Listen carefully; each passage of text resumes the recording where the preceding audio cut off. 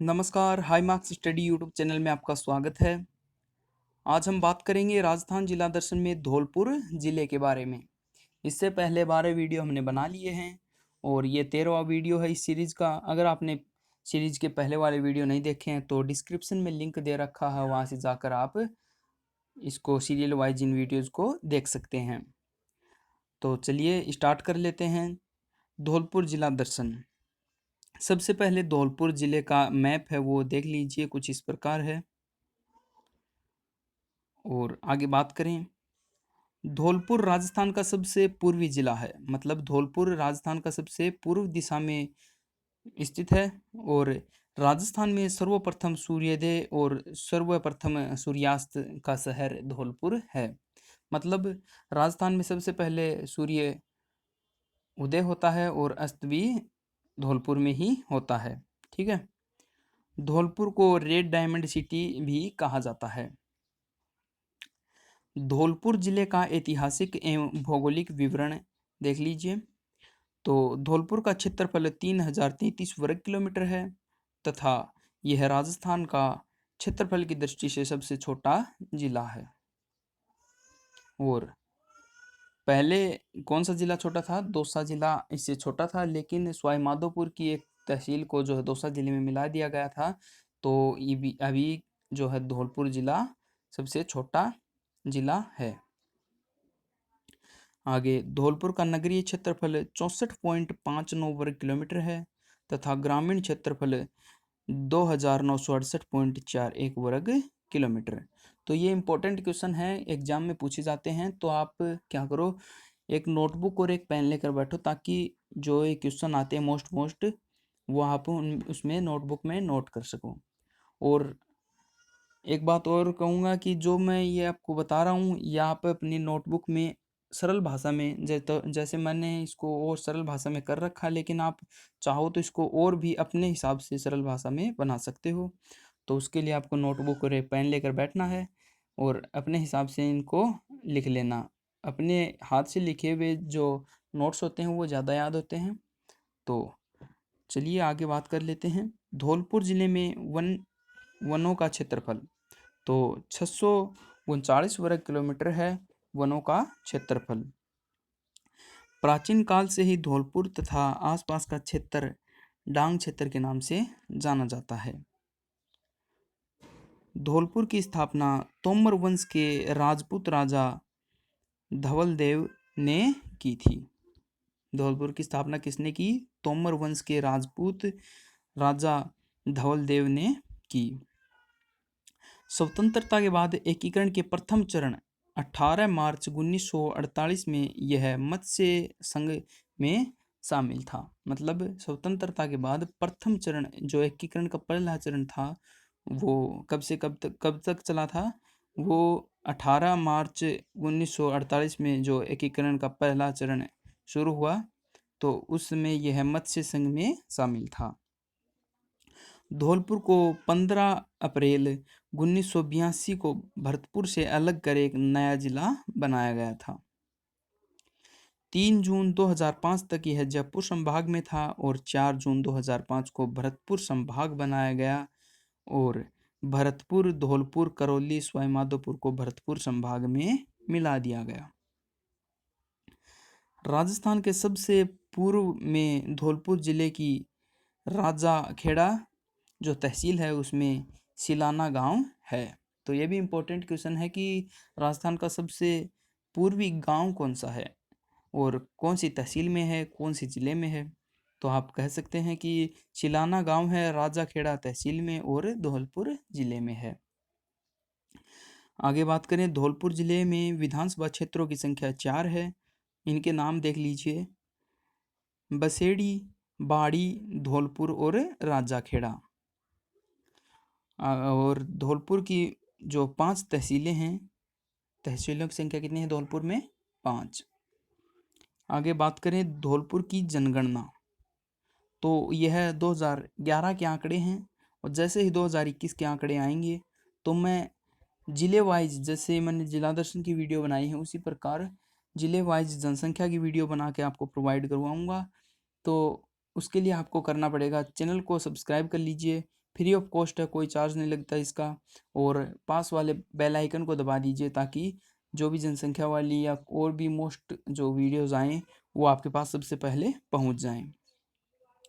आगे बात करें जनसंख्या की, तो कुल जनसंख्या है 12,06,519 और जिसमें पुरुष जनसंख्या है 6,53,647 और स्त्रियों की जनसंख्या है 5,52,869। और दशकीय वृद्धि दर, दशकीय वृद्धि दर का मतलब है जैसे 2001 में जनगणना हुई और उसके बाद 2011 में जनगणना हुई, तो 10 साल हो गए और 10 साल का एक दशक होता है, तो उसमें दशकीय वृद्धि दर कितनी है? 22.7%। धौलपुर का लिंगानुपात 846 है और जनसंख्या घनत्व 398। साक्षरता दर की बात करें तो 69.1% है धौलपुर की साक्षरता, जिसमें पुरुष साक्षरता है 81.2% और महिला साक्षरता है 54.7%।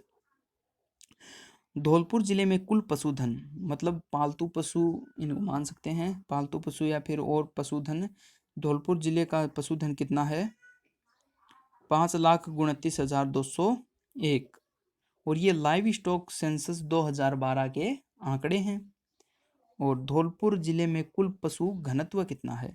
तो 174 जो है कुल पशु घनत्व है और ये लाइव स्टॉक डेंसिटी पर स्क्वायर किलोमीटर के हिसाब से आंकड़े हैं इसके। धौलपुर जिले की प्रमुख नदियाँ, धौलपुर जिले में मुख्यतः चंबल, पार्वती दो ही नदियाँ हैं। पार्वती नदी एक जलाशय है जिसका नाम पार्वती बांध है। बाड़ी तहसील के पास तालाब शाही झील है। अन्य जलाशयों में रामसागर भी धौलपुर में है।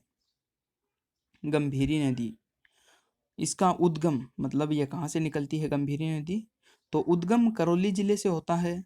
यह करौली, सवाई माधोपुर, भरतपुर में बहकर उत्तर प्रदेश में प्रवेश करती है और पुनः मतलब दोबारा यह नदी धौलपुर में बहकर जो उत्तर प्रदेश के मैनपुरी जिले में यमुना नदी में मिल जाती है।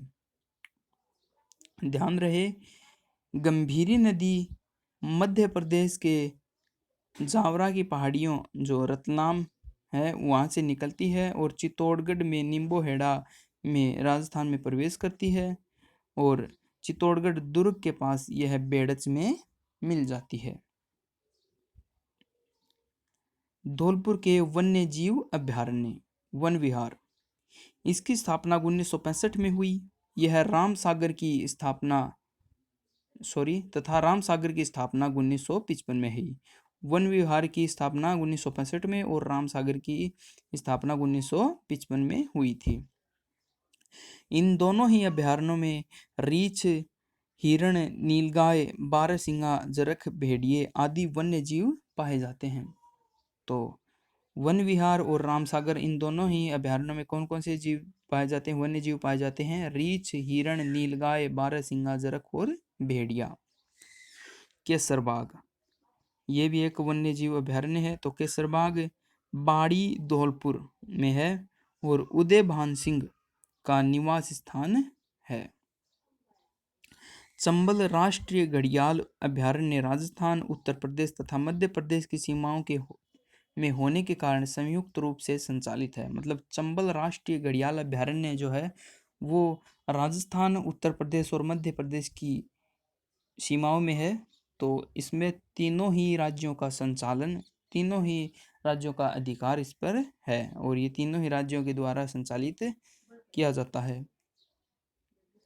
धौलपुर के ऐतिहासिक एवं दर्शनीय स्थल, शेरगढ़ का किला, मतलब टूरिस्ट पैलेस कौन कौन से हैं? तो घूमने के स्थान हैं शेरगढ़ का किला, इसका उपनाम दक्षिण या दक्षिण का द्वारगढ़ है। शेरगढ़ दुर्ग चंबल नदी के किनारे मध्य प्रदेश और उत्तर प्रदेश की सीमाओं के किनारे स्थित गिरी दुर्ग है। गिरी दुर्ग का मतलब पहाड़ी दुर्ग, मतलब पहाड़ियों पे यह स्थित है। इसका निर्माण 3000 वर्ष पूर्व कुषाण वंश के शासक मालदेव ने करवाया था। 11वीं शताब्दी में पाल वंश के धोरपाल एवं देवीपाल ने इस दुर्ग का पुनर्निर्माण करवाया। बाद में शेरशाह सूरी ने 1540 ईस्वी में इसका जीर्णोद्धार मतलब इसकी मरम्मत दोबारा इसको जीवन प्रदान किया और शेरशाह को इसका नाम शेरशाह ने इसका नाम शेरगढ़ रखा। और शेरशाह के गुरु कौन? मीर सैयद की मजार इस दुर्ग में स्थित है। ग्वालियर जाते समय अलवर ने एक रात इसी दुर्ग में गुजारी थी। इस दुर्ग में 19 फीट लंबी हुनहुंकार तोप है और जिसका निर्माण कीरत सिंह ने करवाया। वर्तमान में यह इंदिरा पार्क में रखी हुई है। ध्यान रहे, शेरगढ़ दुर्ग के नाम से एक किला बारां जिले में भी है, तो ये भी एक ध्यान रखने वाली बात है। आगे बाड़ी का किला। इस किले का निर्माण 1444 ईस्वी में हुआ था। बाड़ी के किले का निर्माण कब हुआ था? 1444 ईस्वी में। इस किले से संबंध फारसी में लिखित शिलालेख के अनुसार इस किले में हुमायूं के समय के बाद के समय तक की अनेक मस्जिद और मकबरे जो है स्थित हैं। मतलब यहाँ एक फारसी में लिखा हुआ एक शिलालेख है, उसके अनुसार हुमायूं के समय के बाद के समय तक के अनेक मस्जिद और मकबरे स्थित हैं। आगे निहाल टावर, घंटाघर। धौलपुर के घंटाघर को निहाल टावर के नाम से जाना जाता है। इसका निर्माण निहाल सिंह ने 1880 ईस्वी में प्रारंभ करवाया और 1910 ईस्वी में राम सिंह के काल में पूरा हुआ। यह टावर 8 मंजिला है। 8वीं मंजिल पर मात्र छतरी है और इस घंटे की घड़ी का निर्माण इंग्लैंड की कंपनी मेसर्स जिलेट जॉनसन क्रॉपडॉन द्वारा किया गया। यह एक कंपनी है इंग्लैंड की, मेसर्स जिलेट जॉनसन क्रॉपडॉन, और इसने इस घड़ी की सुई का निर्माण किया था। तो निहाल टावर कितने मंजिला है? 8 मंजिला, और 8वीं मंजिल पे एकमात्र छतरी है बस। आगे बात करें मंचकुंड। तीर्थराज पुष्कर को जहाँ तीर्थों का मामा कहा जाता है, वहीं धौलपुर के मंचकुंड को तीर्थों का भांजा कहा जाता है। यहाँ प्रतिवर्ष भादो मतलब जो भाद्रपद महीना है उसकी सुदी छठ को मेला लगता है। श्रद्धालुओं की मान्यता है कि इस तालाब में स्नान करने से चर्म रोग का निवारण होता है। इसका वैज्ञानिक पक्ष यह है कि मंचकुंड में बरसात के दिनों में पहाड़ों से आया पानी एकत्रित होता है, जिससे में गंधक और अन्य रासायनिक पदार्थ जो मिले होते हैं, जो चर्म रोगों को ठीक करने में सहायता प्रदान करते हैं। मतलब मंचकुंड क्या है कि जैसे पुष्कर को तीर्थों का मामा, तीर्थों का मामा कहा जाता है, उसी प्रकार धौलपुर के मंचकुंड को तीर्थों का भांजा कहा जाता है। और यहाँ पर भाद्रपद महीने की सुदी छठ को मेला लगता है। श्रद्धालुओं की मान्यता है कि इसमें एक तालाब है, उसमें स्नान करने से त्वचा रोग जो है उससे छुटकारा मिलता है। लेकिन वैज्ञानिक यह मानते हैं कि जैसे वर्षा के दिनों में पहाड़ियों से पानी बहकर इस तालाब में आता है और इसमें अनेक प्रकार के गंधक और अन्य रसायन मिल जाते हैं, उससे जो है त्वचा के रोग हैं वो सही हो जाते हैं। आगे शेर शिकार गुरुद्वारा। सिखों के छठे गुरु हरगोविंद सिंह 1662 ईस्वी में ग्वालियर जाते समय यहाँ ठहरे थे। उन्होंने मंचकुंड के समीप एक शेर की गर्दन को तलवार के एक ही झटके में धड़ से अलग कर दिया और इसकी स्मृति में यह गुरुद्वारा बनाया गया। शेर शिकार गुरुद्वारा क्यों बनाया गया कि सिखों का छठे गुरु थे हरिगोविंद सिंह और ये 1662 में ग्वालियर जाते समय यहाँ ठहरे थे और उन्होंने मंचकुंड के समीप एक शेर की गर्दन को तलवार के एक ही झटके में अलग कर दिया, धड़ से अलग कर दिया, और इनकी इसी स्मृति में गुरुद्वारा बनाया गया। राधा बिहारी मंदिर। धौलपुर पैलेस के समीप स्थित इस मंदिर के पास धौलपुर राज परिवार के सदस्यों की छतरियां भी हैं। सेपऊ महादेव मंदिर धौलपुर में है। सोने का गुर्जा। धौलपुर के बाड़ी कस्बे से कुछ दूरी पर सोने का गुर्जा नामक स्थान पर अशोककालीन शिव मंदिर है। इसके समीप एक गढ़ भी है जिसे देवहंस गढ़ी के नाम से जाना जाता है। कमल के फूल का बाग, मतलब कमल के फूल का बाग मंचकुंड तीर्थ स्थल के नजदीक ही कमल के फूल का बाग है। चट्टान काटकर बनाए गए कमल के फूल के आकार से में बने इस बाग का ऐतिहासिक दृष्टि से बहुत ही महत्व है और भारत में अमेरिका के पूर्व राजदूत सीनेटर डेनियन मोनिहल की पत्नी ने 1978 में खोजपूर्ण शोध में यह रहस्योद्घाटन किया था कि प्रथम मुगल बादशाह बाबर की आत्मकथा तुजूबी-ए-बाबरी बाबरनामा में जिस कमल के बाग का वर्णन है वह धौलपुर में स्थित है। मतलब चट्टान को काटकर एक कमल के फूल के आकार का जो आकार दिया गया है, कमल के फूल का आकार दिया गया है चट्टान को, और यह ऐतिहासिक दृष्टि से भी महत्वपूर्ण है। और भारत में अमेरिका के पूर्व जो राजदूत थे उनकी पत्नी ने 1978 में खोज की और उन्होंने बताया कि प्रथम मुगल बादशाह जो बाबर थे उन्होंने अपनी आत्मकथा लिखी थी बाबरनामा में जिस कमल के बाग का वर्णन मिला है वह धौलपुर में है। धौलपुर के अन्य महत्वपूर्ण तथ्य, ये वन लाइनर क्वेश्चन आप इनको मान सकते हैं, जीके के क्वेश्चन है, मोस्ट क्वेश्चन है धौलपुर जिले के बारे में कुछ। तो दमोह, यह मनोहारी पर्यटक स्थल है। यहाँ एक कुआं है। वर्षा काल में दमोह जलप्रपात की फुहारें 300 फीट की ऊंचाई से नीचे कुएं में गिरती हैं। अगला पॉइंट, सेज। धौलपुर में 25 नवंबर 2005 को भारत सरकार ने सैनिक समूह द्वारा स्पेशल इकोनॉमिक जोन स्थापित करने की मंजूरी दी। यह राजस्थान का पहला मल्टी प्रोडक्ट सेज है। तहरीके मिल्लत। धौलपुर जिला प्रशासन ने कोटा में प्रकाशित इस विवादास्पद जो पत्रिका है इस पर रोक लगा दी है। शोभाबाई, सन 2002 में धौलपुर नगर पालिका के उपचुनाव में विजय प्राप्त करने वाली राजस्थान की पहली किन्नर शोभाबाई, ठीक है। उसके बाद लंबी बावड़ी, एक पाताल तोड़ बावड़ी है जो 7 मंजिला है। इसकी कारीगरी वास्तुकला की दृष्टि से अद्वितीय है। मतलब अद्वितीय का मतलब इस तरह की बावड़ी और दूसरी नहीं है। भेंट ख्याल धौलपुर का प्रसिद्ध है।